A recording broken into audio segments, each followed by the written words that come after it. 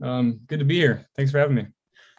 Thanks for coming, man. I appreciate you doing this. As I was just saying, I'm a fan of your writing. I think you've published 3 pieces with Bitcoin Magazine around topics that I've been thinking about a lot lately. Particularly I can't remember the title of it, but the one that discusses truth, goodness, and beauty, and how those tie into something like Bitcoin. So, maybe you can give a brief introduction, and then we can get into it all.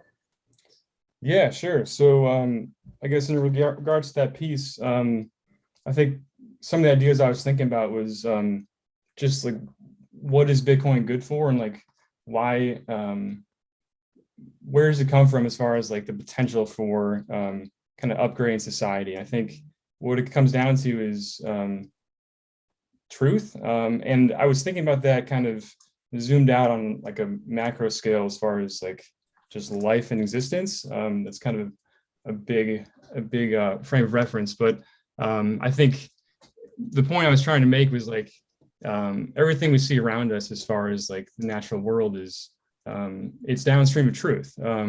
If as far as like species and ecosystems and human civilization, like none of it's possible without some sort of like grounding in truth, in something that's not going to be changed, in something that you can rely on. So to like make it more concrete, like the simplest way to think about it is like, even an amoeba, it can't exist unless there's these like unchanging physical laws. So you think about like the speed of light, the charge of an electron, some of the very basic like equations in physics, like the complexity that is required to kind of sustain life is only possible if you can't like change and tweak all these like fundamental constants and equations. And so I think that's true, like as far as like life bootstrapping itself and like going from this molecular soup to like single-celled organisms, and then greater and greater complexity as far as like more complex species and fully blown ecosystems. And I think in each step of that journey is when you like get a step function increase in complexity, there's like another layer of truth that's required to kind of scaffold and build upon. So to have like a stable reality, we need these stable like physical constants and equations, so that things just don't like kind of fall apart and become weird. To have life, you need some sort of like stable information that's passed on, and that's encoded in DNA, it's encoded in RNA. But then to go one step up, I think you need more kind of like physical constants to like continue that journey of complexity. So when we arrive at human civilization, I think one of the things that's lacking is some sort of firm constant to kind of orient ourselves around. I think that's where Bitcoin comes in, is that it provides us with this thing that we can all point to and say, yeah, that's true, and no one can change it. And I think the implications of that is that we can like take that next step in complexity and build a more kind of beautiful and more ornate civilization around that kind of kernel of truth.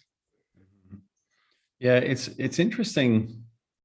As you say, all these like some universal parameters, effectively limitations of various kinds, is actually what permits complexity to form, right? If there was no limitations, if there was no parameters, everything would just dissolve into goo, right? So it is like that idea of absolute limitations allowing for a type of absolute freedom or liberation, as paradoxical as that might sound.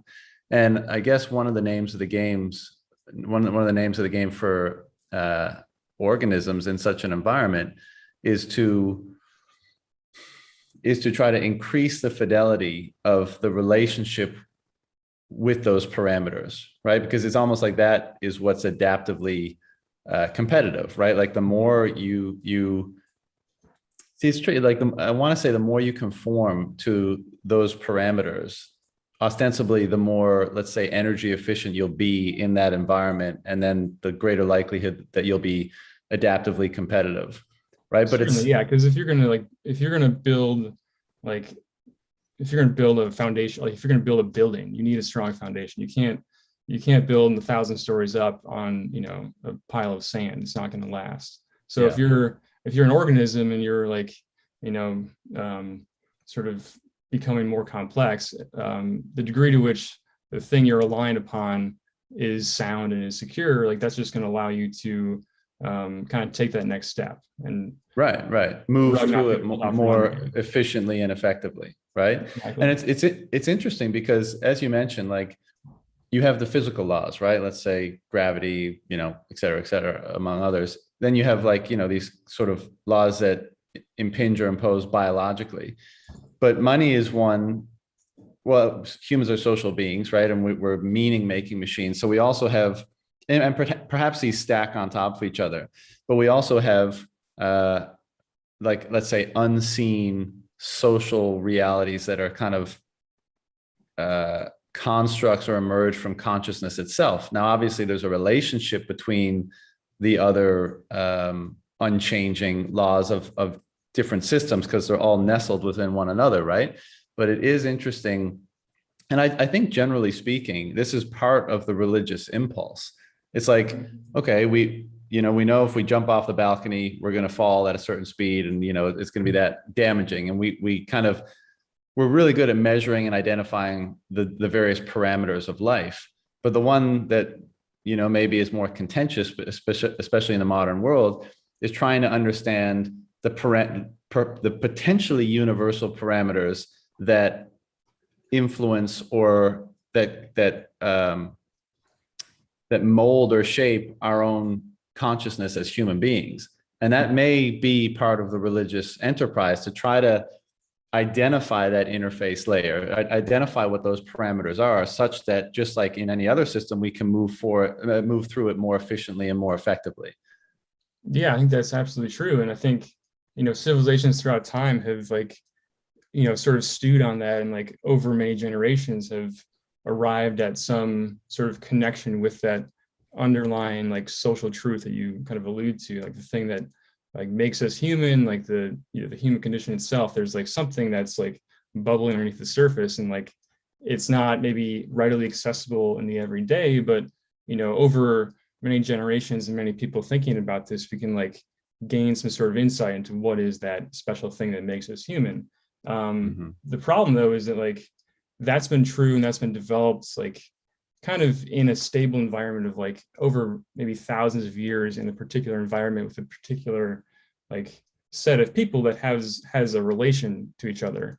But as we've like become more globalized, and human civilizations have merged and kind of fragmented recently, and like there's a lot of turmoil that's kind of like upset that sort of natural connection to that maybe ancient wisdom that's been accrued over many years, and maybe is particular to like a certain lifestyle in a certain geographic location. Like there's like um, these context factors that like feed into whatever that like call the hash function, if you will, of like going from all of these like inputs to like some sort of like stable like wisdom truth output that like society can use as a glue. Yeah. And I think we've arrived at a point now where like with scientific advancement, with the blending of cultures, there's like a little bit of disorientation happening. And I don't think it like invalidates any of those like ancient truths, ancient wisdoms, for whether it be like the Christian tradition or the Jewish tradition or any one of their like kind of religions or ways of being.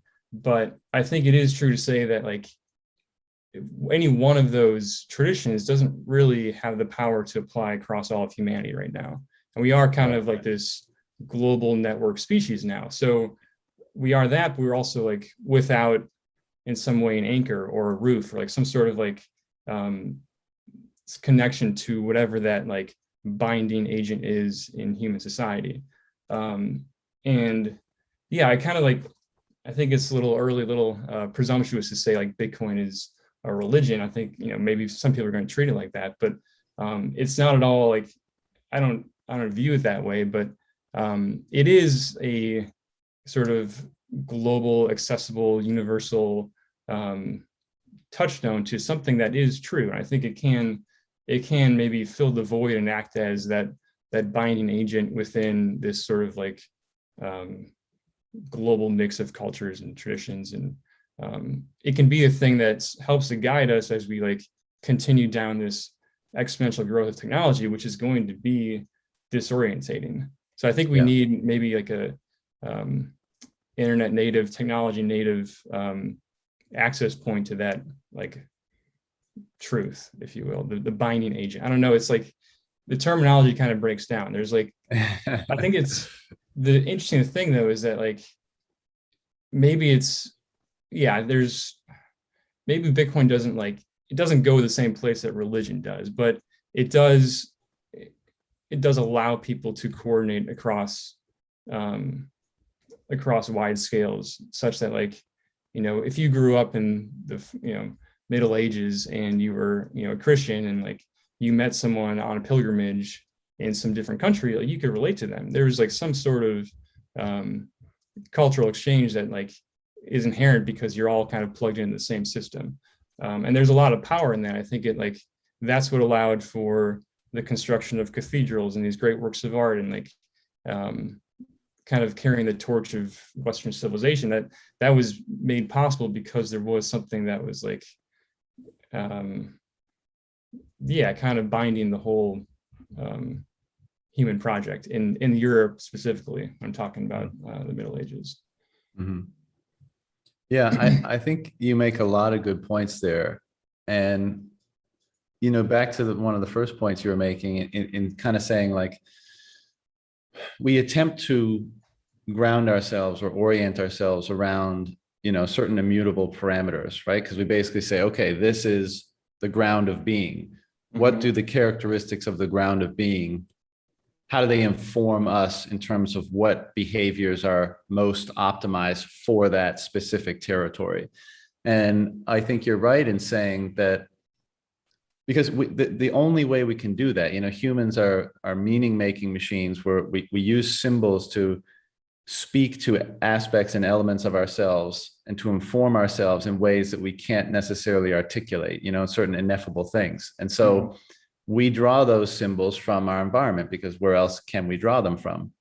And then we make, you know, agglomerations of them to try to use different elements from our environment to make the maximal like affective symbol, right? And so, you know, people like Jordan Peterson have talked about that. Like, why is the idea of like the fire-breathing dragon or the lion with wings and a lizard's tail and all that kind of stuff, like, why do they emerge and why are they prevalent throughout religious symbolism and cultural symbolism throughout time? And it's like, well, you can appreciate, it's like, well, these cultures were attempting to create a symbol that identified, let's say in this case, the greatest threat possible, right? Like what's more threatening than a lion? A lion that can fly and breathe fire and, you know, jump over buildings and stuff like that. So we use those symbols to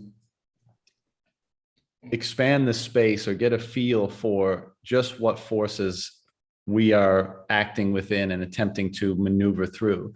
And I think you make a good point in saying that naturally these were developed locally over long periods of time.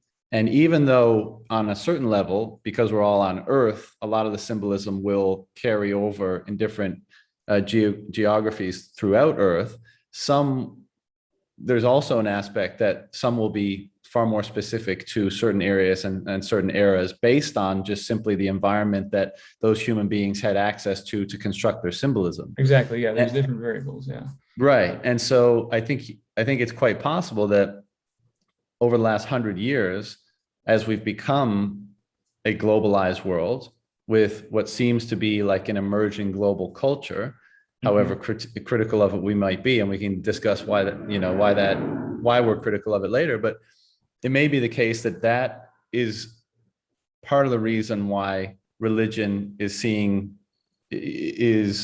less and less attractive or valid to people, because it's less and less applicable across such a broad scale. And so I find it very interesting. I think Bitcoin, well, I mean, we could broadly say it's a symbol. And then the question becomes like, well, what is it a symbol of? Is it a symbol of unity? Is it a symbol of truth? Is it a symbol of absoluteness? Is it a symbol of connection, those sorts of things? And the answer is probably yes. And then the question is like, well, what is the utility or power of that symbol? If we kind of agree that all symbols, let's say, have a certain power, and then we hierarchically arrange those symbols to come to the symbols with the greatest possible affect in terms of our relationship to it, you might say like the symbol or the idea of God like is at the top of that hierarchy once we arrange them all. And so where in that hierarchy does a symbol that contains the meaning and much more that I just articulated around Bitcoin, where does that fall in the hierarchy? So I guess the point I just want to make, and then I'll hand it off over to you, is like, I think you're right in that the relevance of the symbolism in the religious stories, it's quite possible that that's diminished as a global culture has emerged. That that's the local significance of all of those different symbols may have diminished slightly as a result of a global culture. But I don't think we can do without that relationship to those symbols, because they help us contextualize the unseen world of, let's say, our unconscious. And so it's very interesting to see the emergence in that type of global culture, which is a new environment. And as a result of that, it's to be expected that new symbols would need to be elucidated from that new environment. And let's just broadly say that new environment is the digital world. It's it'll be very interesting to see how that, well, what new symbolism emerges to accommodate almost the necessity for symbolism in order to interact with our unconscious and the unseen world. And will Bitcoin replace religion? Will Bitcoin, merge with the existing religious symbolism and kind of renew and reinvigorate it? These are things that I've been thinking about a lot lately. Yeah, I think it's certainly hard to say. It'll be fun to watch it play out. But yeah, I think I think we agree there's something necessary that's been lost in the current context. We've kind of like come upon this new land and we're like naked to the elements. We need to like figure out how to deal with it. And one of those ways is like, constructing some sort of mythology that allows us to like sort of interact with and translate and tap into the unconscious, which is like this incredibly powerful thing that like we can't really put words to. We need these symbols, we need these memes and metaphors to actually like draw out the useful things from that deep well. And so, I think Bitcoin is that thing in this new world. I don't think it supersedes religion. I think it coexists with it, definitely in the short term, because I think it's like they kind of serve two different purposes. It's like maybe right now Bitcoin is the thing that allows us to kind of relate to every other human being, but maybe right now it's not as well equipped. There isn't like the mythology built up around it to kind of go deeply within oneself. I think maybe that's true for someone who's like gone down the rabbit hole really deeply and spent thousands of hours on this thing, and you can like meditate on some of the finer points and really kind of like have some aha moments. Maybe that's stage two. Maybe like right now for the masses, if you will, it's just a way to like coordinate with fellow man. And then like you have you also have your own religion to kind of like sort of plumb the depths of your own subconscious and kind of like tap into that ancient wisdom. And maybe over time there's some sort of like blending of the two, because they serve similar purposes as far as like projecting like your own mental capacities or spiritual capacities beyond your immediate skull. And I think when you talk about like what are the things that sort of make Bitcoin, or what are like maybe the inherent symbolism contained within this thing called Bitcoin, it's like one of the things I keep going back to is, I think I got this idea from one of Michael Pollan's books, when he talked about like the ancient wisdom of the Greeks as far as like having all these different gods that kind of like represented a component of the human psyche. Right. And the book, I think it was the Botany of Desire, and he's talked a lot about how like there's this spectrum between like Apollo and Dionysus, like chaos and order. And I think that Bitcoin really kind of well encompasses those two things, because here you have this like global immutable ledger that no one can F with, but at the same time, that's only made possible from like basically mining like pure entropy and uncertainty. It's like you just check a bunch of random numbers, and like from that like wellspring of chaos, you like construct complete solid order, which is like a pretty incredible like yin and yang dynamic. And that, thinking about that, I think that's true across a lot of different domains. So to wrap it back to what we talked about at the start of the conversation, when I think about like the sciences and the kind of physical reality, I think there's a natural kind of like order as far as like base layer to most like advanced layer, if you will. I think it starts like with physics, and then chemistry, and then biology, and then ecology, and then maybe you could talk about like human psychology and like poli-sci. It's like goes from like atoms to molecules to species to ecosystems to like human civilization itself. And on each layer, there's like this sort of basis of stability that allows for that next construction of complexity. But it's interesting because like I think that strong foundation in each case is like born from this this like massive chaos. So if you look at physics closely enough, if you keep going down, like you hit quantum, and like that doesn't make sense. Like there's just a bunch of weird things happening. There were like things like spring in and out of existence, and like, oh, something exists only when you observe it. And by the way, when you observe it, like a tangled entity somewhere else might change. It's like none of that makes sense. It just feels like I'm not really qualified to speak on all that like in detail, but from my perspective, it just feels like this like roiling mess of like randomness and chaos. But nonetheless, like from that is born like classical physics, which like we know these are like rock solid equations, and like we can like construct an airplane or build a bridge, and we know like for sure it's going to work.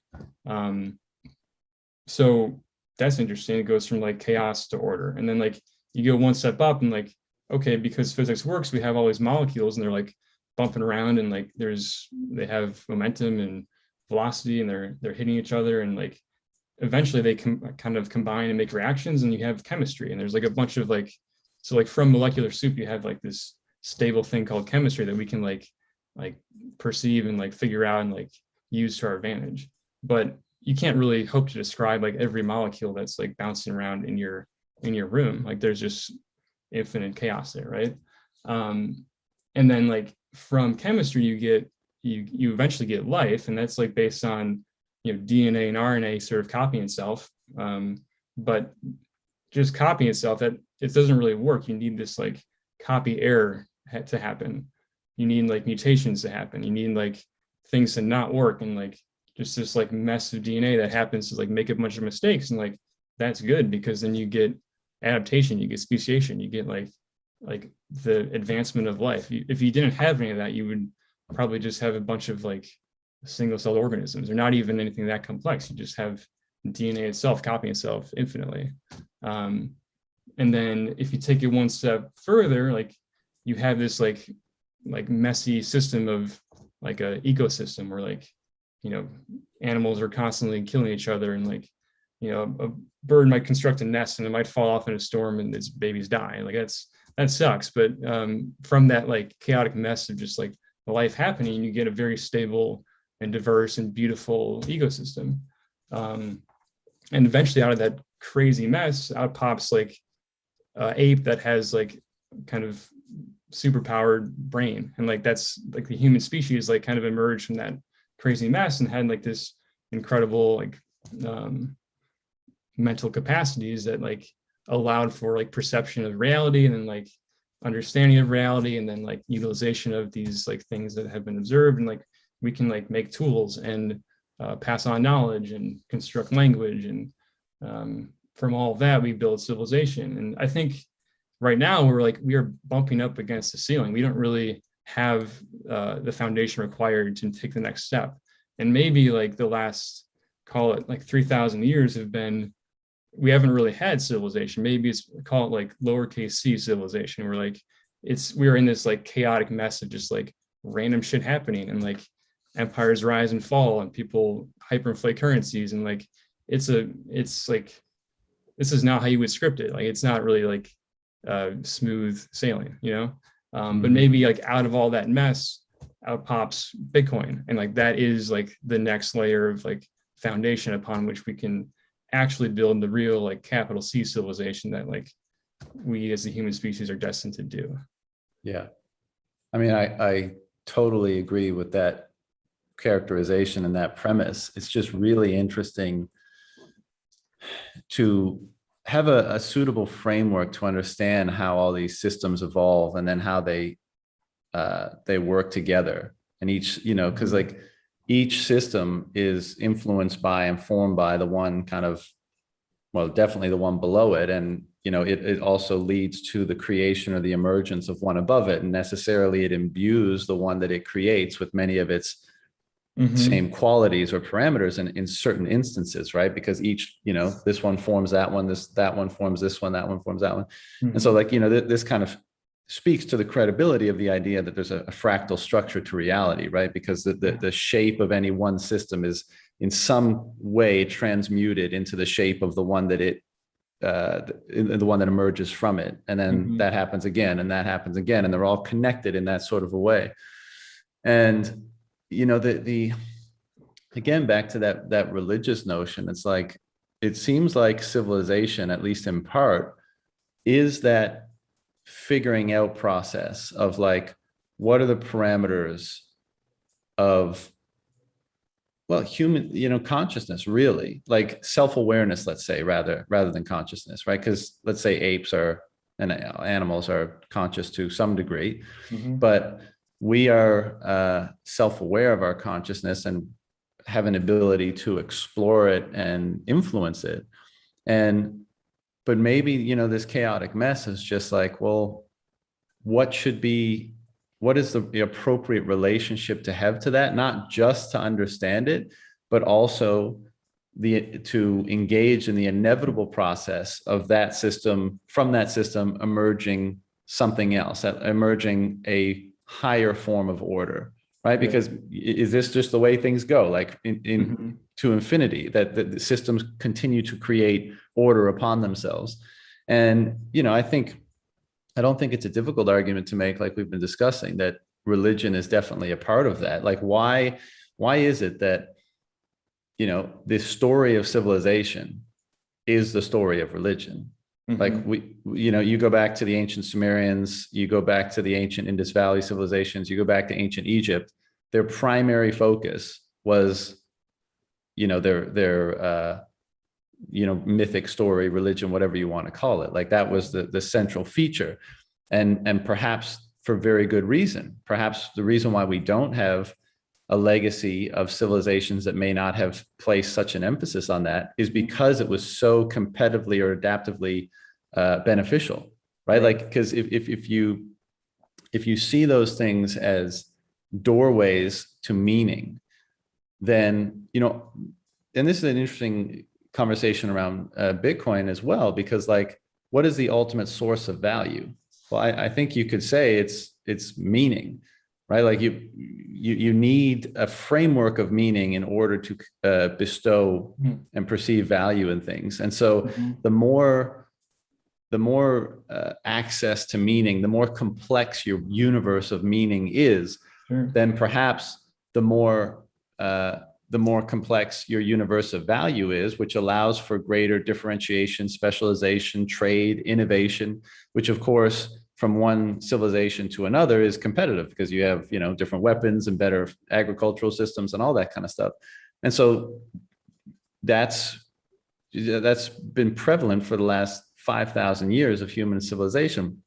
And Mm-hmm. that process of being like mediating, how we mediate that relationship with the unknown potential within us, the chaos, the unconscious, however you want to characterize it.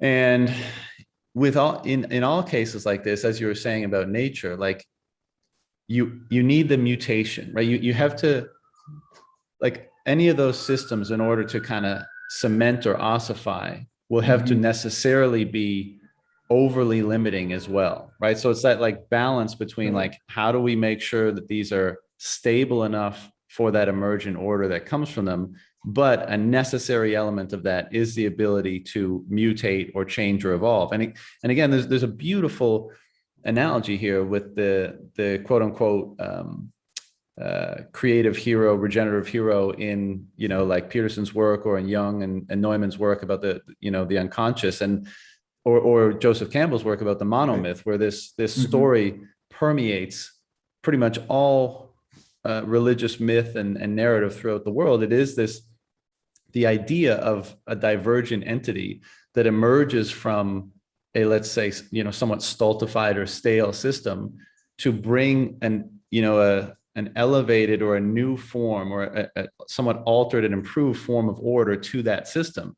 And how that there's a lot of friction there, because the system has gotten to where it's gotten because of the success of its existing principles. But then you have the mutation, or the hero, that pops up and says it can be improved in this way. And Right. oftentimes the hero or the mutation Very is disruptive. initially, yeah, it's very disruptive, and maybe they're initially done away with, or maybe they Mhm. initially don't survive, but the idea that they represent survives in some capacity, conscious or subconscious, you know, and depending on what system or analogy we're using here.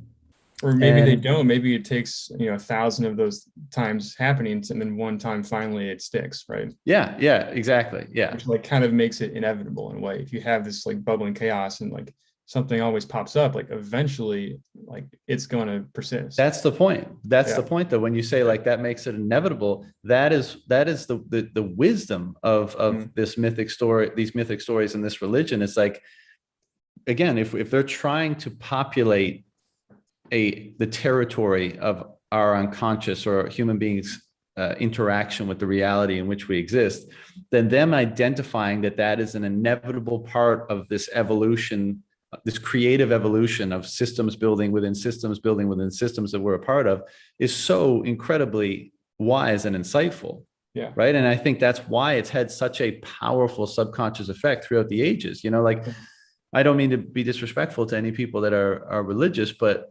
my observation is that a lot of people that are religious in today's world are religious in more of the sort of dogmatic way, where, you know, they're kind of told what the tenets are of a certain religion, and they're told kind of what the rules, the do's and don'ts are, and they adhere to them. And there's definitely still value to that, but I And think there's a deeper layer of where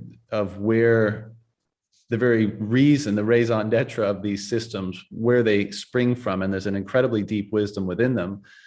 And so, back to your point about civilization, I mean, it could very well be the case that over the last however many years you want to lay that on, it's that period of mutation, right, right. where we're like, okay, there's been a certain level of success in the system, and now it requires a rejuvenation or a Mhm. reinvigoration of some kind.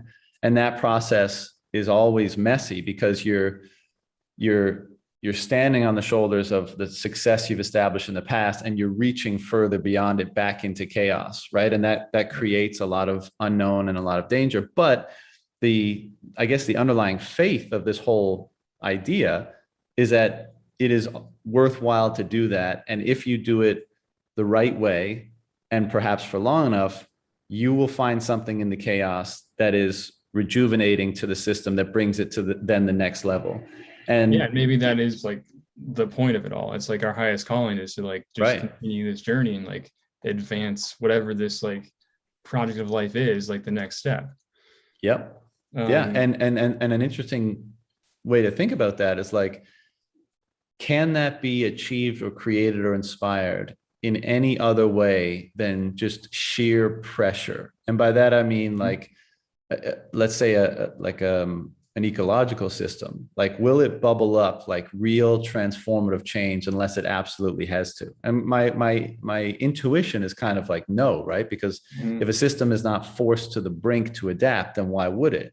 And Yeah. I almost Or feel it like might that's that adaptation, yeah, like I said, might happen, but then it just gets swept away by the dominant system that Right, exists, and it doesn't right. get actually like built upon unless the conditions arise such that that is required. Yeah, it has to resolve a fairly significant issue, right, of the system itself. Yeah. And as down as I'm sure many of us get these days about just the chaos of the current world, I'm starting to see in Bitcoin the potential to be representative of that thing where Yeah. like this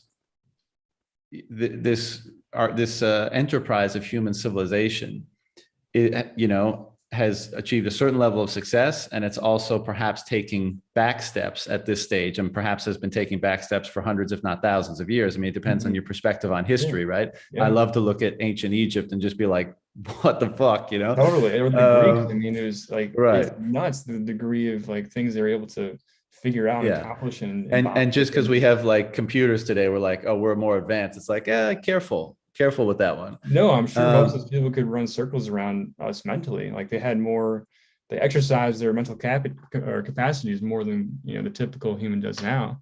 Even yeah. that's probably even true of hunter gatherers. So I think yeah, there's a lot And of so debate. this is the point of pressure I was getting to. It's like, okay, so we've constructed a world of symbol that's served its purpose as helping us mediate our relationship with the ineffable, the unconscious, and fostered a unity and created certain understood ground rules for more order to be established. But now, for whatever reason, the space between those things has expanded to such a degree that it's somewhat unmoored. And that's created a lot of problems, a lot of tension, a lot of individual strife and struggle, a lot of social degradation. Yeah. And because of that pressure, in the unconscious of the collective, as represented through an individual, comes what seems to be a unifying solution to that, or a solution, not to say the final solution, but a solution to that particular stress of that system. Yeah. And if we kind of agree that that's Bitcoin, then that's a very let's just say the process of its emergence sounds very similar to the process of the emergence and the utility of religious symbolism. Yeah, I completely agree. And I think it's like, to make it as concrete as possible, I think like you compare it to like two chemicals interacting, like they need to be close enough and with high enough energy in the system to actually achieve a reaction. It's called activation energy. Like it's just like you need this like baseline condition to allow like the possible to transpire.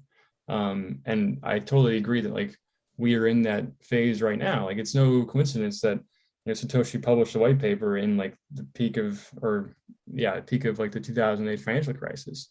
And we talk about like, yeah, what is the utility of religion? What is the utility of Bitcoin? Like, does it do the same thing? I think, yeah, there are very similar things. And I think I'm reminded of like, Plato's forms he kept talking about. Like maybe that is like to some degree the point of civilization is for like us as humans to like tap into this crazy, thing we are endowed with, which is our unconscious, and like kind of try to make sense of what are those like ineffable forms that like seem to have utility in the real world. And I think, we talk about obviously people go out and mine Bitcoin, but in a weird sense, like Bitcoin is mining us. I think the thing that it is mining is like a like beneficial human value, which I think there's probably many of them, but one of them in particular is low time preference. And that's one of the things to talk about in one of my articles is like that is the basis of civilization. Like nothing like of value is constructed or comes to being without some kind of low time preference like chosen.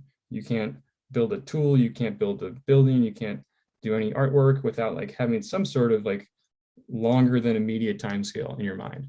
And I think, yeah, the story of today of fiat culture is like we have like lost that. We are in like high time preference mode, and like that is inherently like reverting back to a simpler stage of like biology of human civilization. So like if we want to continue this project and like advance it in some way, we need to like basically double down, like figure out how to imbue more humans with lower time preference. And if you like zoom out all the way as far as like existence and life and what the hell is the point of this whole thing, like one thing I've been thinking about is like, here you have the universe, right? And like one of the inherent constants or like known facts of the universe is like the increase in entropy. Like things are just kind of like, if you follow that all the way out to the end, like it's hypothesized that like eventually we'll reach the heat death of the universe and like things just sort of peter out. And like that's kind of depressing. Like it's kind of like, oh shoot, that's how it ends, really? Like that's too bad. Obviously it's like perhaps trillions of years in the future and like not going to be our problem, but it's still like it kind of rubs you the wrong way. And so if that's a story of the universe, just like this increase in chaos and disorder, it's interesting that like the yin to that yang, like the inverse of that just kind of like popped up, which is life, which is this like self-constructing thing that like is like counter to that whole flow of time of entropy. Is like life becomes more complex and like it like is this bubble of order that is existing in this like huge flow of disorder. And so like maybe the whole point of this, of life, of civilization, of humanity, is just like to like advance that project of like increased order to like, you know, joke like return balance to the force, if you will. It's like you have all this entropy and like that's kind of like baked in the cake. So it's like it's almost like not unsurprising that you have this like countervailing force, because like one of the things I always like kind of return to and like have faith in is that like of like symmetry on pretty much all levels. Like I think that includes like the grand scale, and like the fact that like you have this all powerful entropy and then yet you have life. And like I think life is the natural like sort of action reaction to the natural state of the universe, which is just like increased entropy. So one of the things I recently read actually was what was it called? I think it was called The Last Question. I think it was one of Isaac Asimov's short stories. And in it, he talks about like the fullness of time. Like he projects forward, and like humans have colonized the galaxies, and they've obviously for a long time known about this entropy problem, the fact that like eventually the universe will just sort of like dissipate and peter out, and like that'll be it. And so like for, you know, millions or billions of years, they've been like constructing this supercomputer to answer the question of like, how do we reverse entropy? And I don't really want to ruin the whole story, but like at the end of the story, like basically you're left with this like, or the computer is always like asked this question, like, how do you reverse entropy? And the answer is always like, oh, I'm still collecting data. And then at the very end of things, when like the last human sort of dies out and like all the stars are snuffed out, like the computer finally like figures out the answer, and then like in a moment of like pure consciousness, like boom, another big bang is happened. Like maybe that is like the grand pendulum swing between like existence and non-existence. Like maybe that's just how things go back and forth. And maybe this project of life is like just the natural inevitable path of like the universe sort of like counteracting itself. Yeah. I don't know if that makes sense. It makes perfect sense to me. You know, I'm certainly amenable to and lean towards the idea that pretty much everything is cyclical. Everything has a pattern. And if that is true, then what you just said, you know, is at least reasonable or possible to some degree.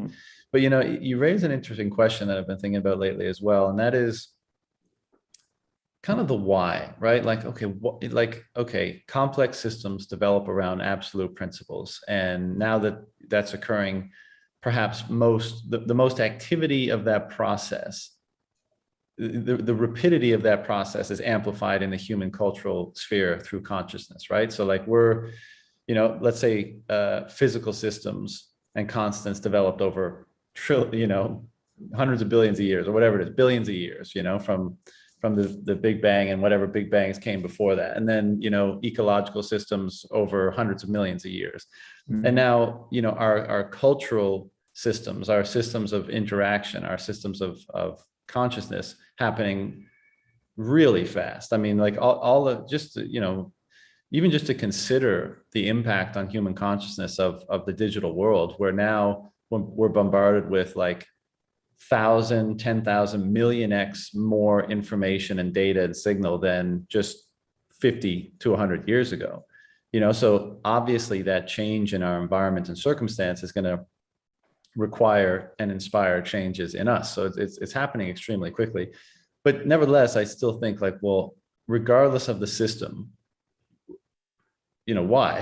I guess this kind of goes to your question, like, well, what is the meaning of life? And at least in the case of talking about how our relationship to our unconscious is an evolutionary process and changes over time, and includes we've touched on kind of how potentially that process may unfold. And let's just say like the goal is to become like a perfectly integrated psyche or self, right? Again, back to like the ideas of Jung and Neumann and stuff, where like every component of your consciousness is like properly configured, right? And let's also say that process is an ever-evolving process. So like we've been saying, you establish order based on the inputs and the environment that you are part of. And then the inputs, the environment, something changes and you need to reestablish order again to achieve that integration, right?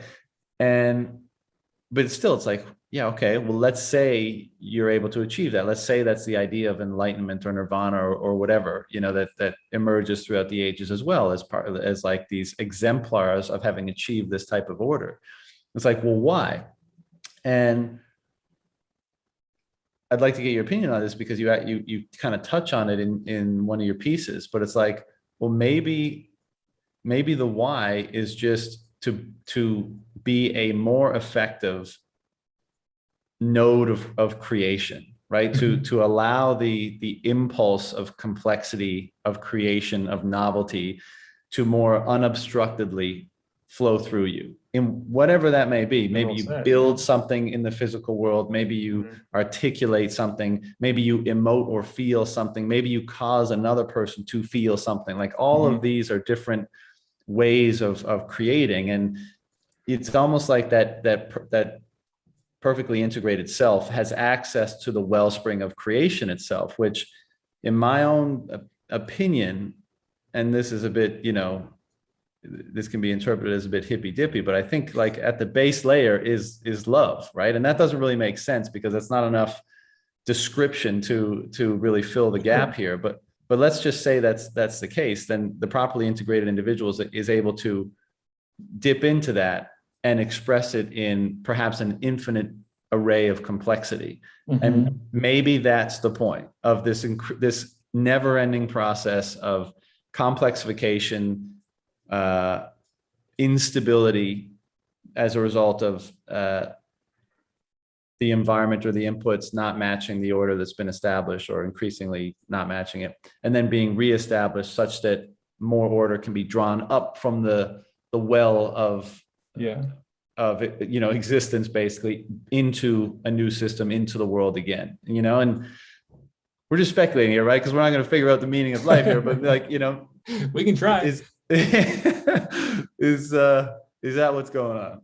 Yeah, no, first off, like, I think, I agree with all of that. And obviously there's like ambiguities, uncertainties, and like, it's not like the full picture. I don't think in some way the full picture is possible. Maybe the next stage of like life. Well, we'd be pretty arrogant if we thought it was. Yeah, no, but I think that is gonna figure it out. That is our calling, is to like make the effort. Like, because I don't know, like, because we can. Like, I don't think my dog can. I don't think my fish can. Like, but I think we can. Like, we have some unique capacity. So I think like if you got the skills, you got to work it. So that's kind of what we're doing. And I think I would add to, like, yes, I think there's a creative impulse, a creative ability that like the exercise of which is literally like part of our calling. But I think also, like, on the not the flip side, but with that, I think is just the perception of beauty. Maybe I think that's like part of the equation of what we're here for.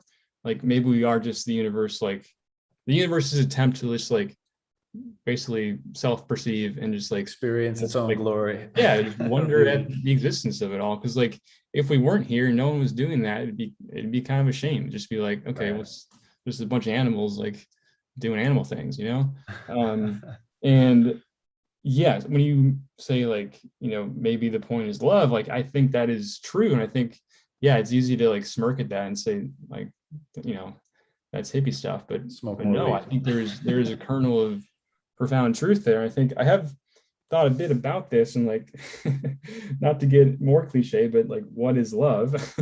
I think there is something there that like I think love is in some way it's like the life affirming impulse. Like if you love someone, if you feel love, I think that feeling points to something that is like good for or adaptive for like the maintenance of life. Whether that's like loving your children or like you can have love for other things. And I think if you feel that, it's like a pointer to like, okay, this is a good thing. This is like a life supportive thing. So I think when we talk about like this duality between like the flow of entropy and life kind of going counter to that and like making order, I think the thing that propels life is whatever the life affirming impulse is.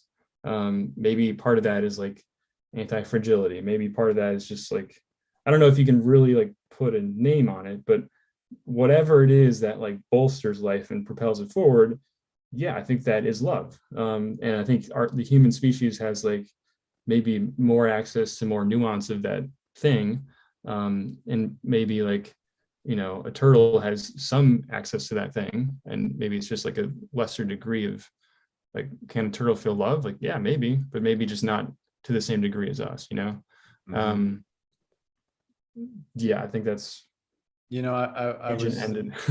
What are your thoughts on I was thinking about your idea of like, the relationship between truth, goodness, and beauty. that? Uh-huh. And just as you were speaking there, and this is kind of a theme that we've been wrestling with throughout this conversation, but like it's almost as though those things are representations of and judged to the degree they represent like an open channel to the ineffable, Mm-hmm. right? Whatever we just, so like when Yeah, you're like the confront platonic forms in some way. yeah, like when you're confronted with like just awe-inspiring beauty, what's going on Mm-hmm. there? Like your Mm-hmm. your brain is being confronted with something that it can't necessarily fully rationalize or logically reason with, but it's almost like you're affected to the degree that it is speaking to something beyond your understanding and perhaps Yeah. fundamental to understanding itself.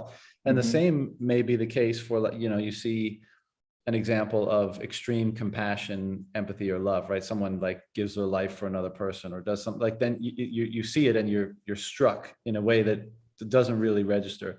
And I think a similar thing happens when you're confronted with truth. And like maybe this is an element of what's happening with Bitcoin. It's like something can be so nakedly true and let's say immutably true that also like opens a channel to that place where whatever that place is, right? It's like and this is a case for symbols as well. Like I think people discredit, especially in the world of today, kind of the hyper rational, hyper logical world. And I have nothing against rationality or logic, far from it, but like we seem to discredit the idea that we're meaning orienting machines, right? We're driven by symbolism. Stories are just like a string of symbols put together in an artistic way to make sure that they affect us in a certain way, right? Right. But it's all still symbols. And like, what are these symbols? And I think it seems rational to me that these symbols are like extremely dense Mm-hmm. communication of meaning, right?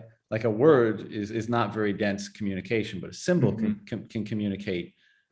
And and well, the degree to which a symbol communicates the infinite is perhaps its determinant of power, right? And Mm-hmm. so like if we see something that's incredibly beautiful, or we confront a truth that is seems like so deeply true, maybe that's the reason why they're so powerful, is because they're actually like the bandwidth to the ineffable, or that source thing is most open in those symbols, and therefore they have such a power. Yeah. Yeah. One of the things, so when you talk about like Bitcoin is truth, like, yes, I think it is like a portal to truth. It's like a kind of universal API for the human species. Like anyone with internet connection can somehow like touch this thing and affect it. But one thing I want to explore is like, I mean, yeah, it's like a glorified spreadsheet, right? Like a bunch of entries in database. Like, I don't know, maybe that gets like an accountant really excited, but like it seems like that can't be what, it can't just be that, right? Like maybe like what is there something deeper than just the fact that, like, I guess what I'm trying to say is that we can all look up at the sky and say it's blue, right? But that doesn't really, like, that is in some way truth, and we can all agree on that. But I don't know, that's not really powerful. But Bitcoin is powerful in some different way. And like I mentioned this in one of my articles, is like it is like consensus, it's truth amongst human species, but like it's also like a dynamic consensus. Like it imbues every human being with the capacity to update that consensus, whether it's like by executing a transaction or simply by just hodling. So I think there's something special about this global dynamic consensus. It's almost like, this analogy doesn't really work fully, but it kind of points to something. It's like it gives like every human being the ability to like implant an idea in every other human being's mind, by either like executing a transaction or by not. And it gives that ability to every human being every 10 minutes. So like there's something there that like I think is more than just an entry in a database or an entry in many distributed databases. It somehow, I think, extends from the databases, the ledger itself, to like the ideas inside of other human beings' minds. Like you can, I think the fact that you can update everyone else's like perception of that shared ledger is maybe part of the magic. What do you think about that? I think you're probably right, but I'm grasping at the significance. You know what I mean? Like I there's definitely something there, but it's not super clear to me at the moment. You know, and that kind of I want to throw it out there. That kind of reminds me or speaks to the other thing that I've, you know, kind of observed as I've been trying to educate myself about symbolism and religion and psychology and consciousness and stuff. It's like we also take for granted that, you know, we take these mythic narrative, religious story, whatever, and we observe them wherever they emerge, and we say, oh, like, you know, these people wrote this down in this place, and some people ascribe this motivation to them, other people ascribe that motivation to them, other people think it, you know, it was the word of God, let's say, even if, and you know, that's a whole nother interesting concept of like, well, yeah, but you know, maybe a human hand wrote it, but that doesn't mean it's not the word of whatever their interpretation of God was, right? But that aside for a moment, it's like with Bitcoin, the and with these religious inquiries, one of the challenging aspects is like I think you can only, I mean, you can only go so far, right? Because why did such similar iconography, story, emphasis, and such emerge in all these disparate parts of the world? And let's assume for the moment that, you know, the kind of unified world hypothesis that got broken apart as a result of some cataclysm is not the case for right now. But I think it's because, like, more than even trying to convey what's happening in these things, like, it imbues us, it fills us with such impulse to meaning that we end up just acting it out and revealing it or exploring it subconsciously in our narrative and story.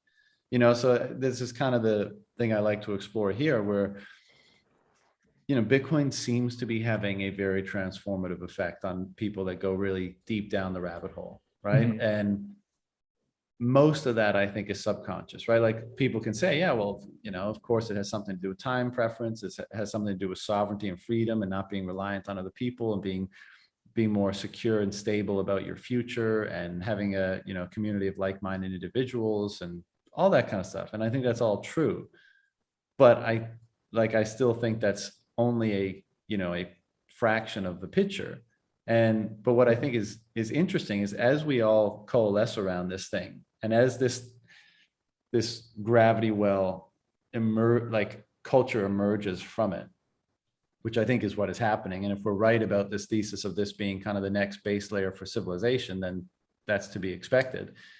Then through our somewhat unconscious engagement with it, the proper symbols to contextualize and understand it properly will naturally coalesce and emerge, right? It won't be us so much like, hey, write a story about the meaning and significance of Bitcoin. Okay, I'm going to write it all. Like, oh, wow, that's it. That's the new Bible, for example. I don't think it happens like that. I think it'll just express, the meaning of it will be expressed through us. And over time, the coherence of those various symbols and that meaning, that will cohere into something that will coalesce into something more coherent in the form of narrative, because that's what we respond to most. Yeah. Yeah, I think that's true. I think the one thing I worry about, not really worry about, but maybe the thing that's different now as opposed to how this process has played out, throughout all of human history, is that the terrain right now is in flux in a way that it never has been before. Previously, humans had the time scale upon which to build these narratives over generations. And it may be, to a degree it's true now where things change so rapidly within each generation that do we have the time required for these narrative stories and meaning machines to kind of self-construct? I don't know. I hope so. I think so, but I think it's going to look different than it did before. And maybe that's part of what this magical Bitcoin thing is that when I talked about global dynamic consensus and truth, it's more than just truth. It's an adaptive truth. It's the fact that it can be updated and changed by anyone every 10 minutes.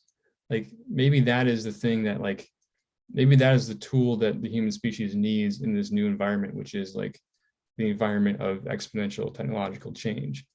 And yeah, maybe we don't really individually have the foresight, to predict what those narratives are going to be, but something about the fact that this thing is a truth machine, but it's also an adaptive truth machine, it's an immutable yet also dynamic. That's something there. I think is the magic sauce that is why this thing is so useful at this moment in time. Yeah. I definitely think it will.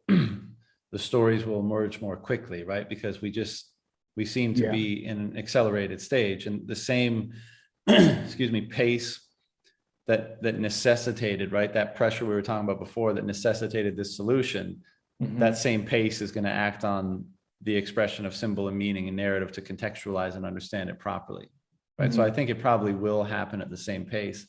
And, it's interesting, your idea about, because money generally, whether and in Bitcoin's case, the fact that everyone basically updates that immutable ledger is allows for this, but it is the communication of the preferences, the behavior, ultimately the will, the conscious, the unconscious of every person. And as you say, this dynamic consensus that's mediating this constantly and providing for the communication of those things in the most unadulterated, pristine form ever, right? It very much is, I think, the process, at least an element of this, is all of us receiving more pristine signal of both the conscious and unconscious behaviors of each of us, right? And so in both of those cases, that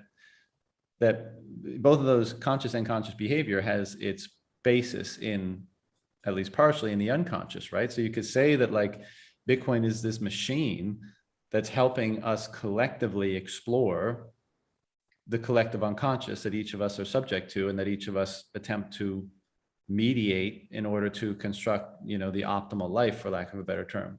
Yeah, And because it allows each person to, like, with the most fidelity, communicate actually what their real values and desires are through. right. And so we get to not only contend with that better signal to use it, better as better signal individually, but that, that creates, again, if we go back to this theme of like the idea of kind of symbolic narrative is mediating that relationship with the unconscious, such that it's maximally generative, maximally like not just order creating, but is the proper balance between order and chaos, such that we continue to create in some way.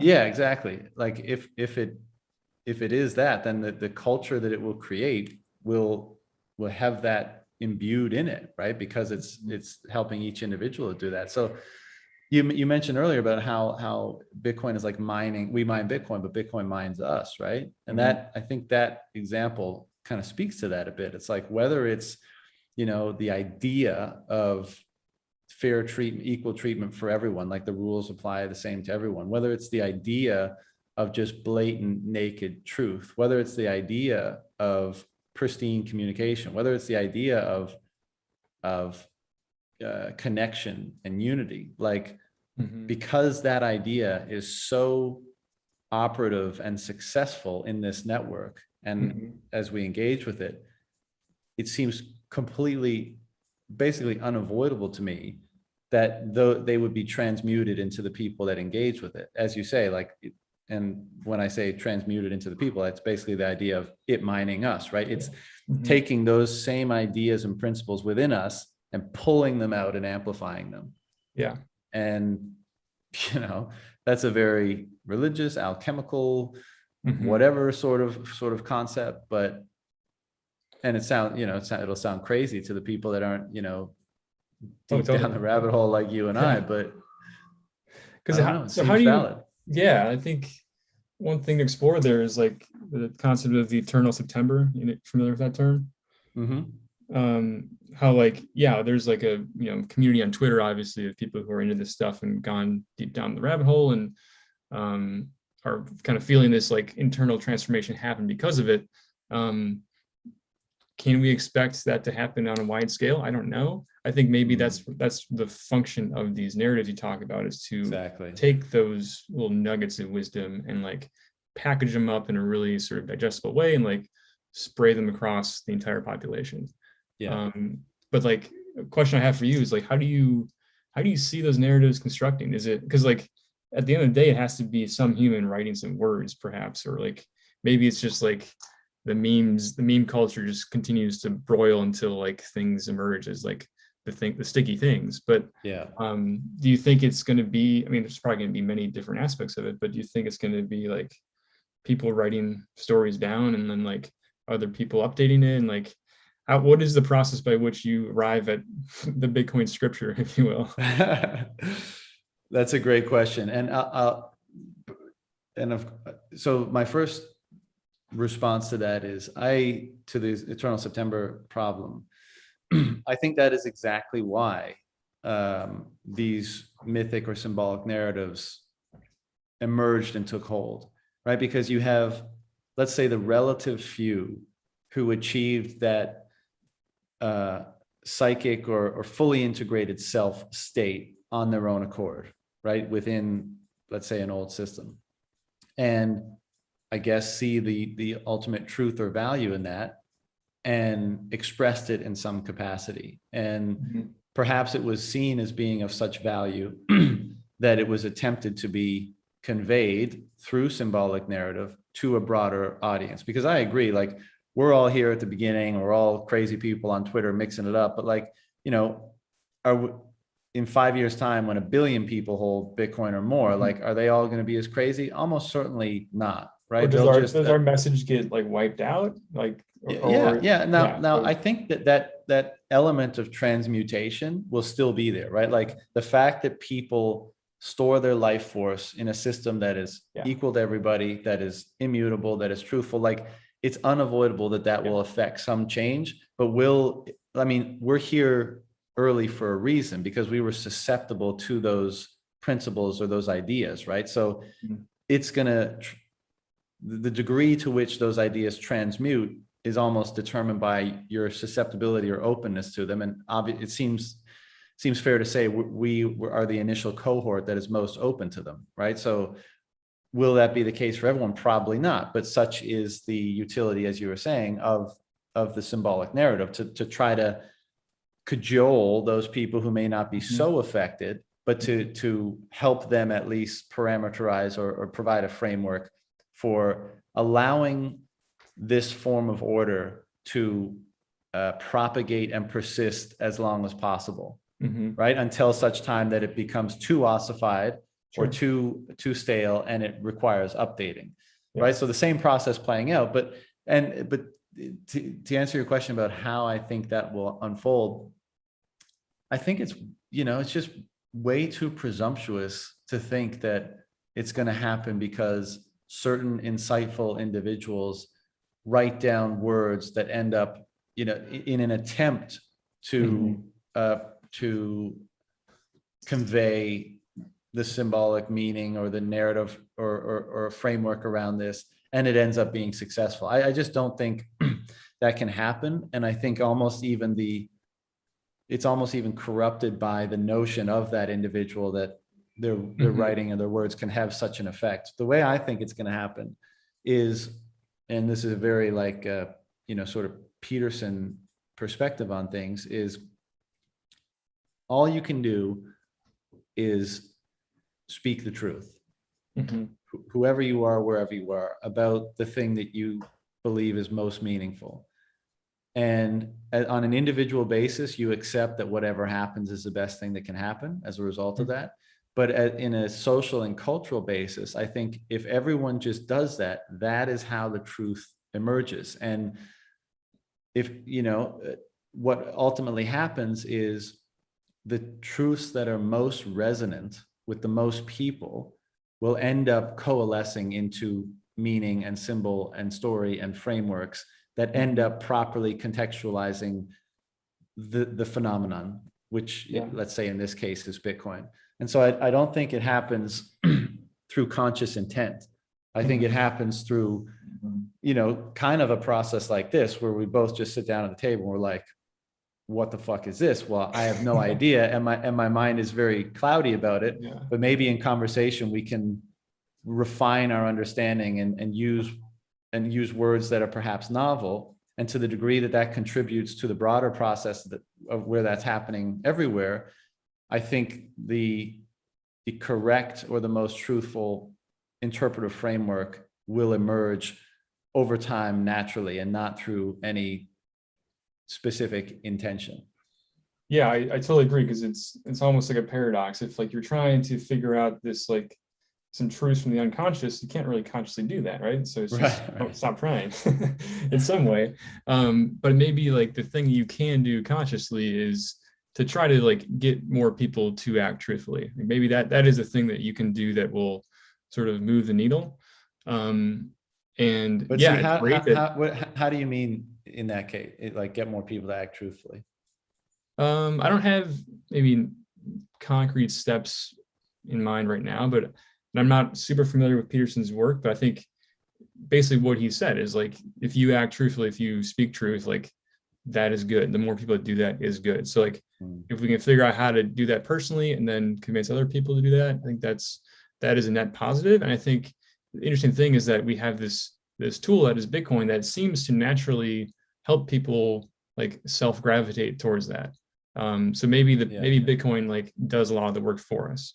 So maybe the easiest most cost of or ROI thing we can do is just get people to learn about Bitcoin, understand it, and interact with it, because the degree to which they do, it's like a hash function. If you go down the rabbit hole, you're probably not coming back, and that's a good thing. So if the more we can just dispel some of the fog around this thing, because I do think, it's easy to get lost in the fact that, like, on Twitter and talking to, the choir and whatnot, like, it all seems so obvious and self-evident. But from my perspective, like, I've been trying to tell this to some of my friends and family, and like, there's a lot of resistance and there's a lot of like misconceptions, and like the sort of trifecta in my mind of like what allows for people to sort of like experience this like low time preference survival is like Bitcoin's like super strong property rights,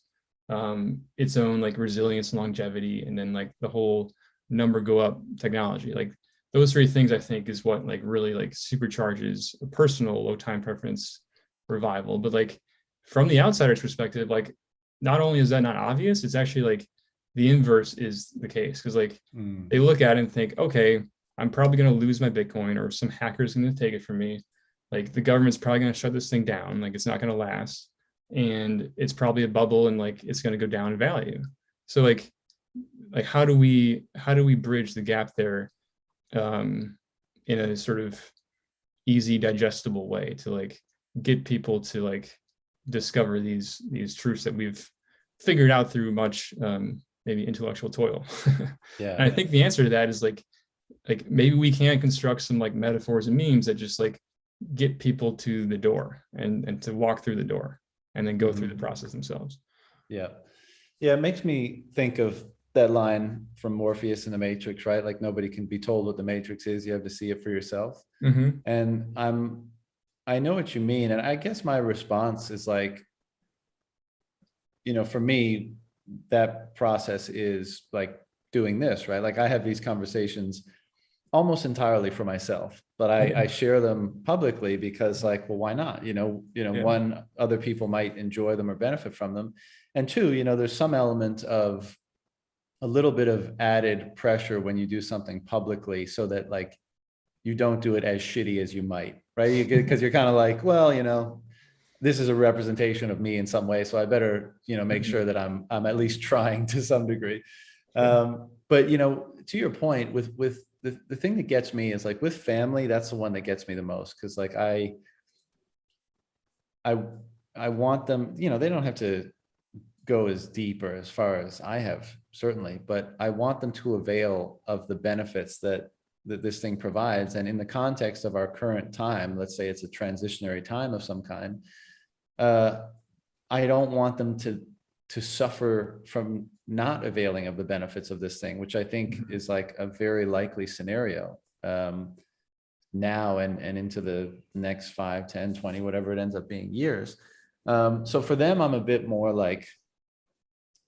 assertive, but in general about like, how do you get people to see like the truth and kind of buy into this, not actually, but like conceptually, let's say. I still like I still think the best approach is for each person to, if the thing really is so great, then it's going to show through how it transforms you and through who you become as a result.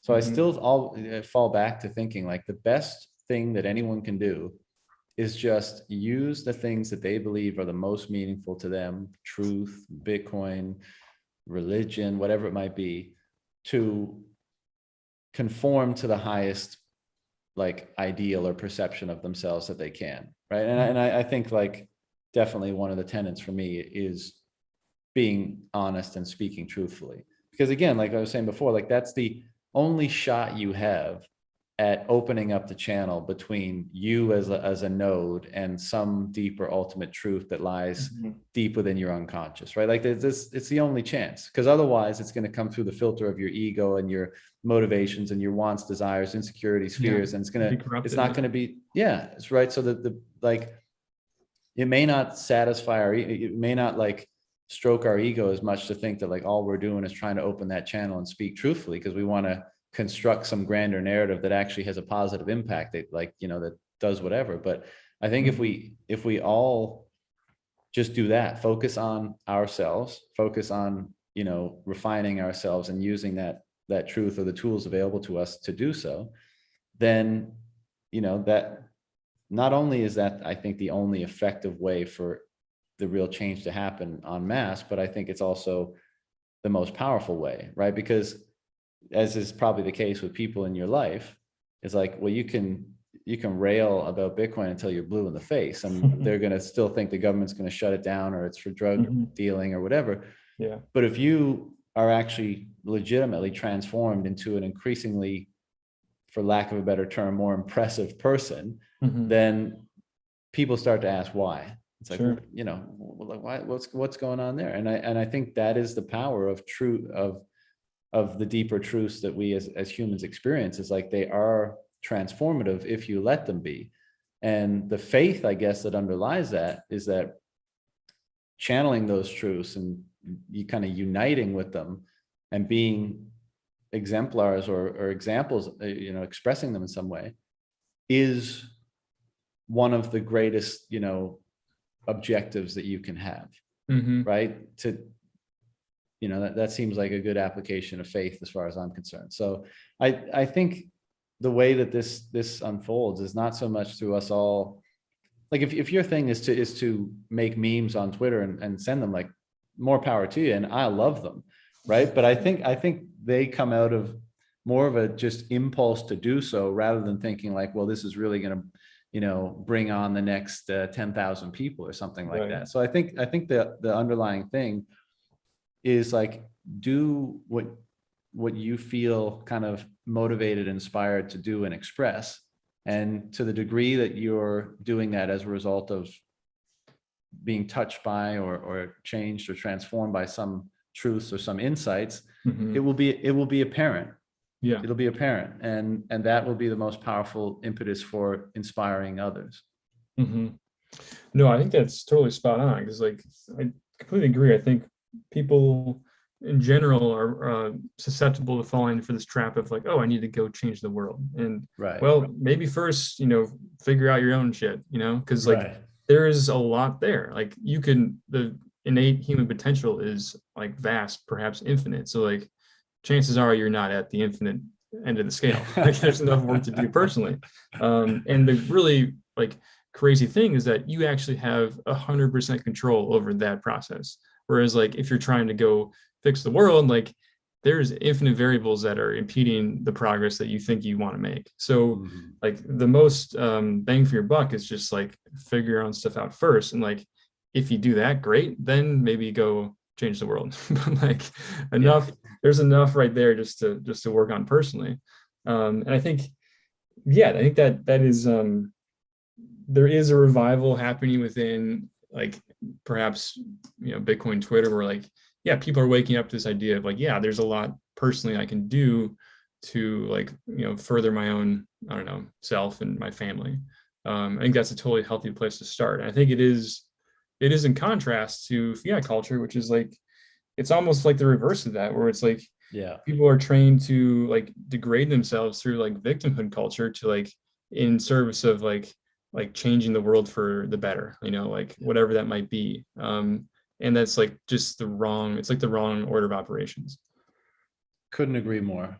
You know, you have, you know, broken individuals that have not, you know, spent the time to get their own selves integrated, and that are a mess in many different ways. And then they're in front of the loudspeaker saying, you all need to do this about whatever issue because you're fucking shit up. You know, it's you're right. It's completely reverse. And that's why, right? Because there's a huge presumption in saying like, well, there's a huge presumption in assuming that your perception or your values or your principles extend and should be imposed beyond your own self, right? Like, because sure, you work with your own data, your own sentiments, your own feelings, your own ambitions, and you know, even on an individual basis, it's difficult to come to any degree of confidence around those things, like quote unquote, who should I be? I mean, that's by no means an obvious question to most people, or there's by no means an obvious answer to that question for most people.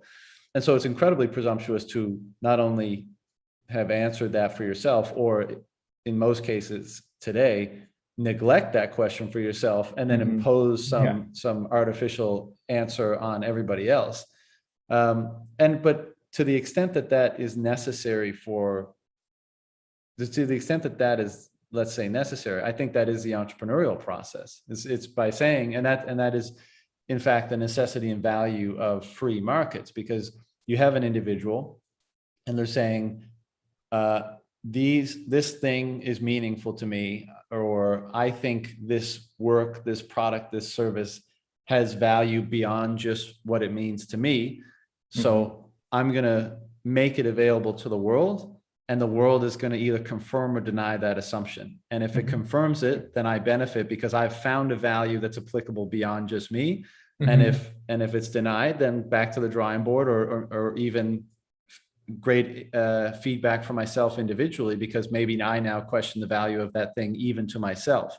Right. And so that is why it's so important to have free and open voluntary markets, because it is that the collective truth finding function where we discover, like, what are the values that we can reasonably say are collectively held, and not impose them ever, but say, like, oh, isn't that interesting that, like, nearly everybody values that. And as a result of that, a culture and society gets built where, because our own, who we are individually, like, we like to think we live in a vacuum, but it's very much determined by the culture that we receive signals from and interact with. And so it's so important that that culture is predicated on the pristine signals that permit the genuine discovery of those collective values, principles, truths, so that the relationship we establish with that culture is most accretive to who we are able to become, let's say. And to the degree that that is perverted, either the signals are perverted, or the truths and principles and values that get discovered is somehow perverted, as is, I think we'd all agree is the case today, then that makes it far more difficult for our relationship with that culture to be accretive. And it causes a lot more friction between the individual and that culture. Yeah. I think one thing I was thinking about when you're talking was, like, when you talk about free markets, like, it's the absence of coercion, right? Like, you put this thing out there and it's like up to the market to decide, is this valuable? Do I think this is worth it? Okay, I'll reward you for that or not.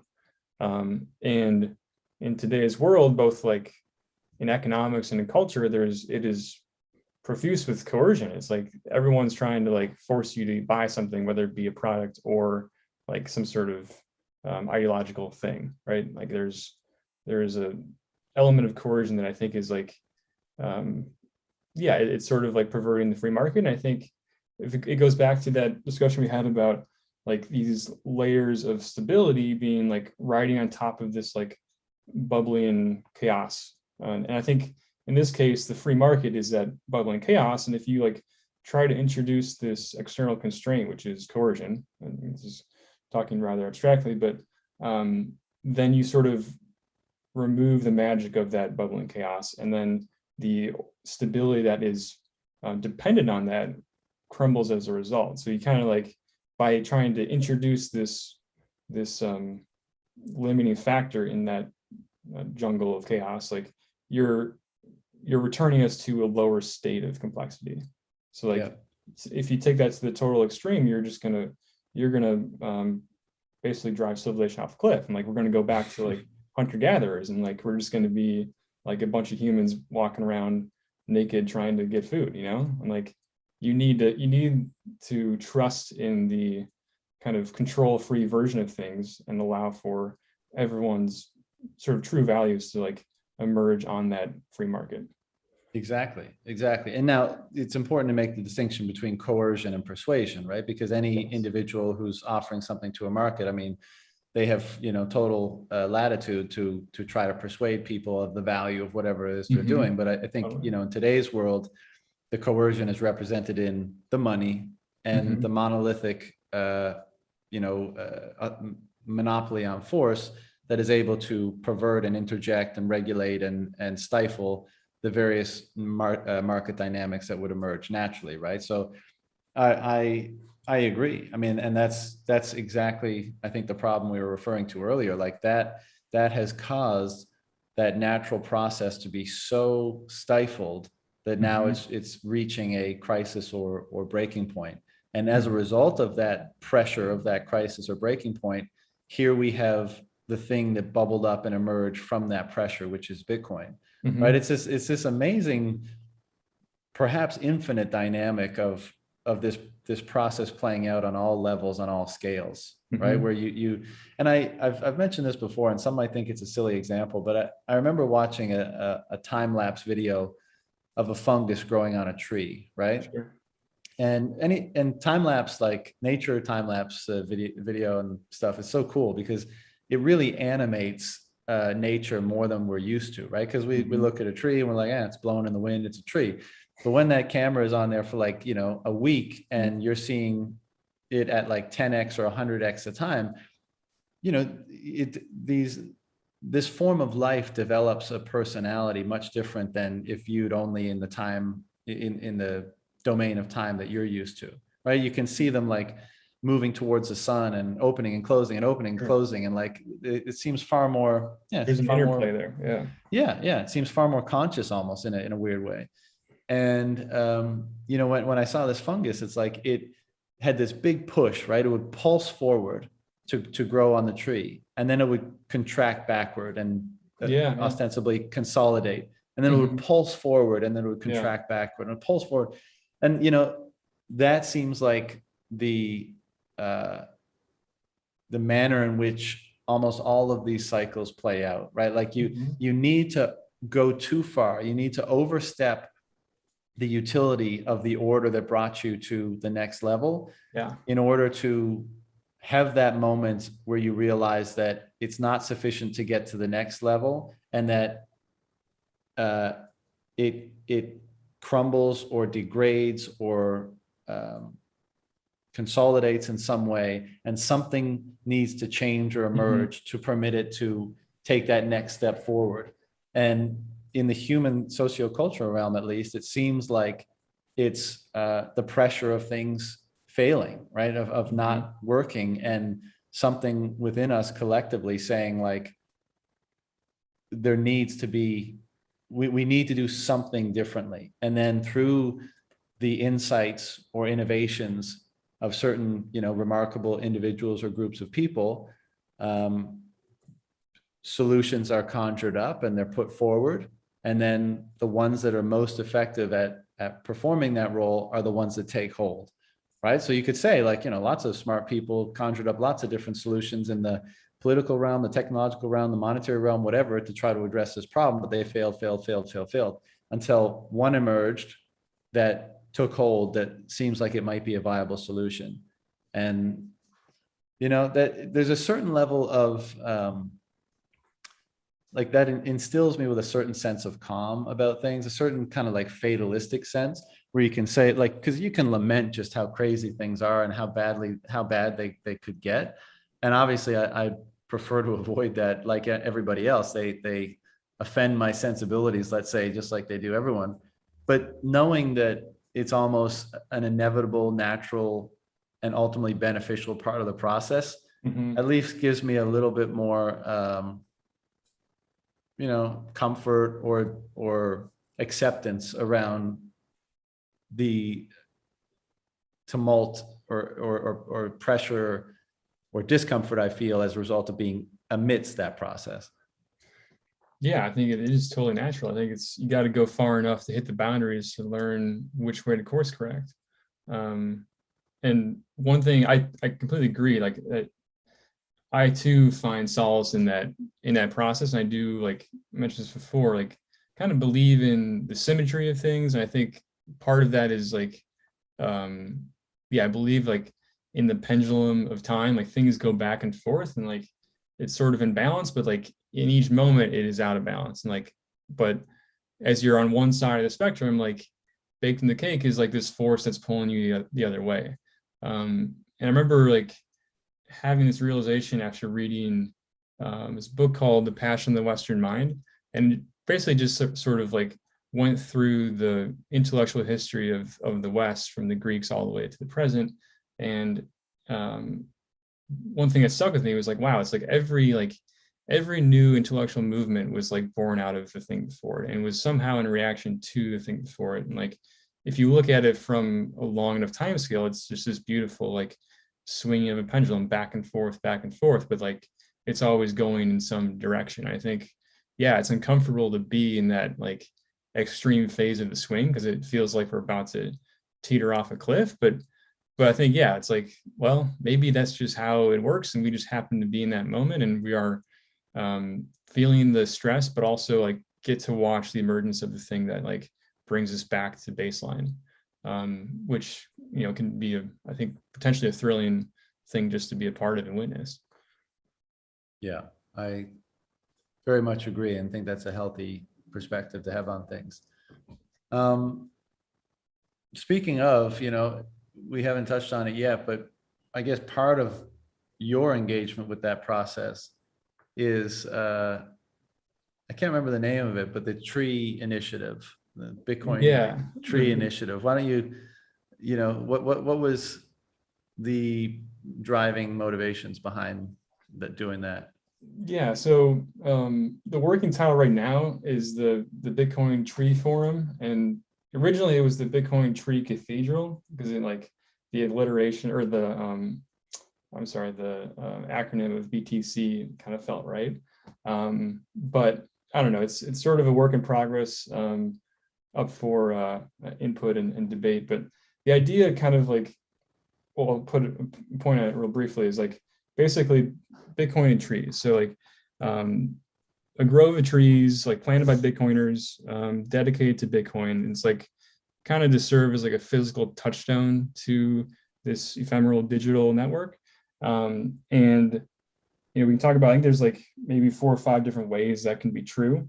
But before I get into that, like, yeah, just to mention like where does this thing come from? It's really flows from the whole concept of low time preference. And I feel like there's a natural kind of like sharing of values between, the Bitcoin network and the idea of like a tree or a forest. And especially when you think about like some of like the older and longer lived species, like the giant sequoia, like these things can live for 3,000 years and they grow massive. And it's like really 3,000 beautiful years. Yeah, seriously. I mean, there's only like a few groves of them left out in like the mountains in California.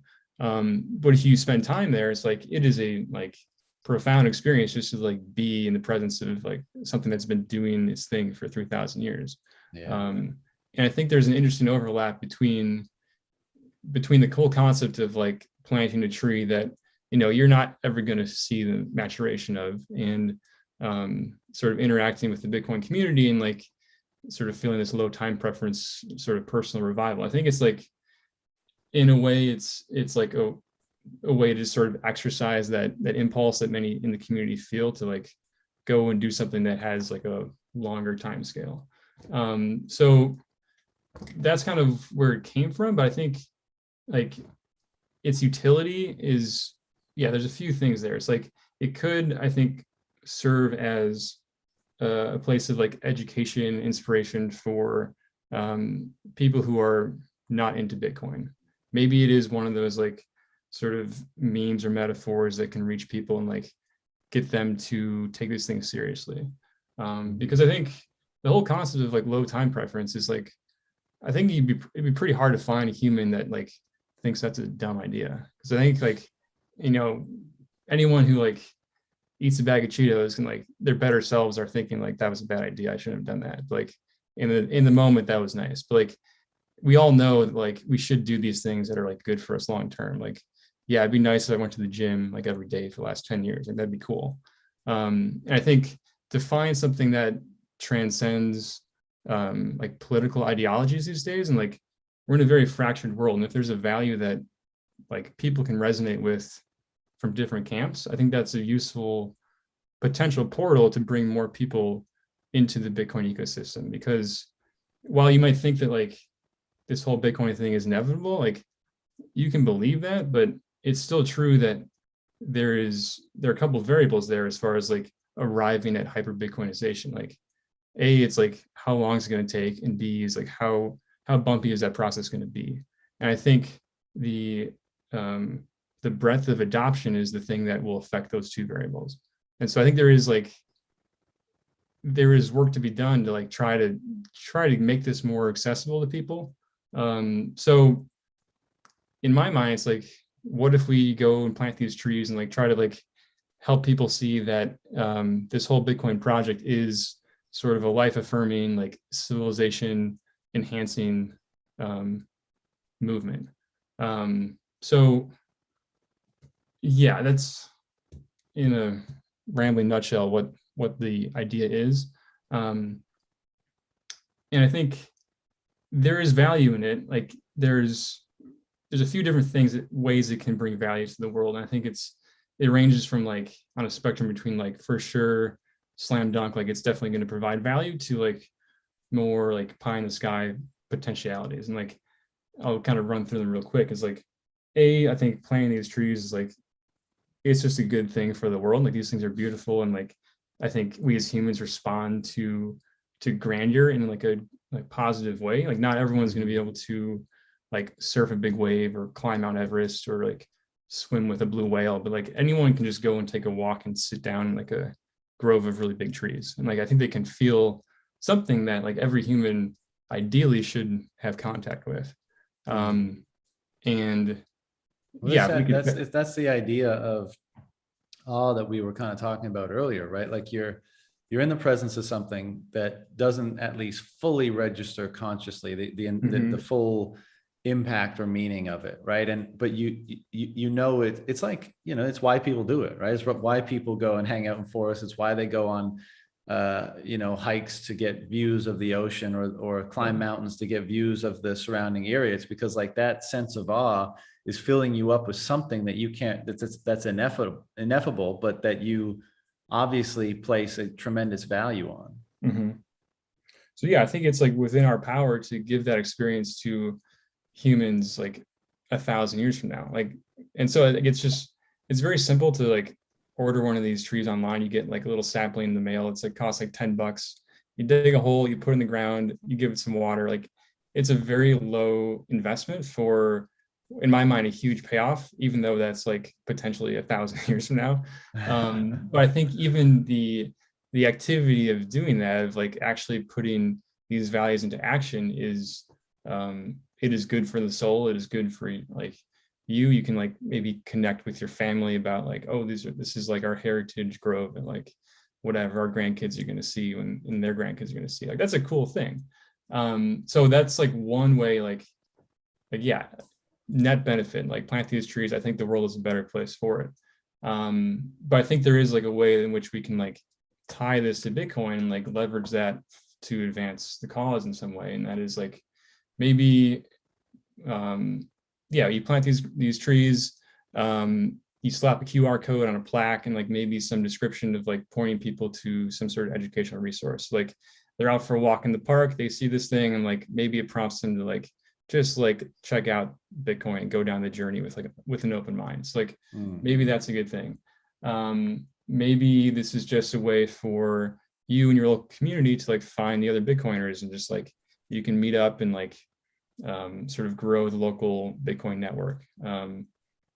Take it one step further, you could host a meetup in the Grove, and you can like try to actually convince some of your neighbors, like, here's this thing, let's think about it in terms of like these long time scales, and like it's not just like a get rich quick like magic internet money thing. No, it's actually like this upgrade for civilization. And yeah, I realize that like you plant a little sapling, it's like a foot tall, like it's not a giant sequoia. Like there's a bit of like disconnect between, you know, the initial state of it and where it's going. But that's kind of the point, is like we need to like use our imaginations to project forward in like a long time. I know like we're not really naturally doing that in a day-to-day basis in our current culture, but I think giving people the opportunity to tangibly do that could be like a light bulb moment for some people. Isn't there some quote about like, you know, the mark of a high civilization is men who plant trees that they'll never sit under, or something? Am I getting that wrong? Yeah, no, I think it's basically it. It's like men who will not like live to see like grow, like sit in the shade or something like that. Right. Yeah. I think there's some Chinese proverb, you know, like the best time to plant a tree was 20 years ago. The second best time is today. Right. And that's true. You know, yeah. You know, yeah, I used to, sorry. go ahead. Well, I was just gonna say, like, so these places can be like places of education, inspiration, like to sort of get the message out in a different way that's like orthogonal to like the internet culture memes that are like circulating on Twitter. Because there's a lot of people that are not going to be receptive to the style of memification that happens on Twitter, and that's okay. So I think like it's You cool mean not that, everyone's going to respond positively to the porn memes? yeah, probably not, you know. So maybe we should think about other ways to do it too. And like it's all good. You just do all the things and it's going to work out. And like maybe this is Right, right. one of those things. But then like, what if a bunch of Bitcoiners around the world start doing this, and like we have this network of like, call them like node groves, or like maybe there's a dedicated node for your local, you know, Bitcoin tree forum. You could use that to sort of like bootstrap like a parallel opt-in voluntary local government. Like you could use it as a way to just coordinate human action and just like tinker with like civics in a way. Yeah. Or maybe like one idea I had was like, if people embrace this idea and start doing it, like if we had some sort of donation mechanism behind it where like we could attach like a maybe a lottery system and have that triggers every like halvening that like pays out to someone who has like kept their grove alive for the last 4 years. And it, like I think it's like an interesting place to consider, like how do we start building like Bitcoin native culture, Yeah. and tying it to Bitcoin native events. And like you said, like maybe this is not really the way to go about it, like consciously trying to bring into existence. But I think if we start doing these things, like the right sort of solution, some good ideas will come up. So this is like Yeah. my attempt to throw out an idea that might even just like lead to the next idea. Totally. Yeah. I mean, I think that's the proper approach to such things, you know, and at the very least, you should like have a, well, I mean, it's still going to be to you, but like to the extent that people trust you to be a steward of a grove or your own grove or whatever, you know, you should at least like have a lightning address that people can send to, because, you know, in I've been working on, well, with the way that content creation and publishing is going now, like you're going to be able to split the stream, right? So like I think in the case, what we've been doing at the CT pod that I've been working on is we say like, you know, a part of the stream goes to the guest, right? And the guest can choose to have it go to their address, or a charitable organization that receives lightning payments, Cool. right? Yeah. And so what's super interesting, and they all choose the charitable organization, because at this point, the amount of sats is like negligible. It's like 50, 100,000, whatever. And, you know, it would be cool if, you know, you were set up to receive that, and that all of those streaming sats went to, I don't know, buying more saplings and planting them, or funding it, or stewarding it in some way, so that, you know, people knew they had an option. Like, well, because if all content in the future, and maybe this won't be the case, but I like to think that like there's going to be an exchange, like a monetary exchange for a lot more things in the future than there are now. And I think that would be a better way of mediating and valuing and transmitting content, let's say, for lack of a better term. It would be cool if like you knew as you were listening to a podcast and you were paying like 1 Satoshi, 10 Satoshis a minute, or you boosted 1,000 Satoshis, that part of that is going towards planting trees that are going to live for 3,000 years. Like that, Yeah. that's kind of a feel good sort of activity, you know? Totally. Yeah. And then, or you could route like in your local grove that, you know, any Bitcoiner can found, like, yeah, you can have a plaque. It could have a QR code that routes a donation to the Human Resources or Human Rights Foundation, or to BitDevs, or like pick your charity of choice. Like that's a way to like show people that, yeah, this is a tool that can be used for like net civilizational beneficial things. Yeah. But what I was going to say before is like, I love the idea, because I used to, and still largely do, consider like the forest my cathedral, right? I always just loved how unadulterated and unobstructedly truthful it was, right? Like nobody had imposed anything in this environment. It was all just real live reality doing its thing, right? And I've come as I gain an appreciation for at least the motivation behind religious stories and how they can imbue work with the sacred effectively, and how that manifests in really amazing achievements like the building of cathedrals. I've softened my former criticism on viewing those buildings or institutions as kind of contaminated by impure motivations, let's say, and I can kind of parse that now and just really, really respect and basically be in awe that whatever form of meaning was motivating the people behind this thing, it was clearly powerful because it resulted in the creation of something that stands the test of time and imbues one with a sense of awe and is a representation of beauty and all that kind of stuff, so I guess what I'm saying is I appreciate both at this point, but you've obviously given thought to this, and you actually mentioned cathedrals in one of your pieces, if not more. But like, do you have any thoughts on like if Bitcoin is going to not only lower time preference lower than we've ever had before, but if it's also kind of a wellspring or source for the welling up of meaning within the individual, however that process ultimately unfolds, what kind of building or structures or representations of the meaning of that truth do you think will bubble up? Like, obviously what you just articulated is one way in which you could do that. Do you think we'll get back into cathedral building, or will be some other manifestation of building a reflection of both meaning and low time preference? Yeah, I think so. I hope so. It's like, I think in the future in which low time preference has sort of pervaded culture and politics and everything, I think like you're not going to be a world-class city unless there is some project that is going to span generations. Like, it wasn't in the past, it was more common for like, a major city to like be building a cathedral and taking like 500 years to actually happen. And like, that just doesn't happen anymore. Like there's the Sagrada Familia Cathedral in Barcelona, and that's the exception that proves the rule. And I think, I think it's only natural that like, if a conglomeration of humans that is like building this thing called civilization is like sort of reaches critical mass enough and is like tapped into the impulse that drives civilization, like the natural thing is going to manifest somehow in some great like building or achievement that's going to take a long time. It's going to take a lot of resources. Like, people are going to have to like basically look 100, 200 years in the future to like see the return on investment.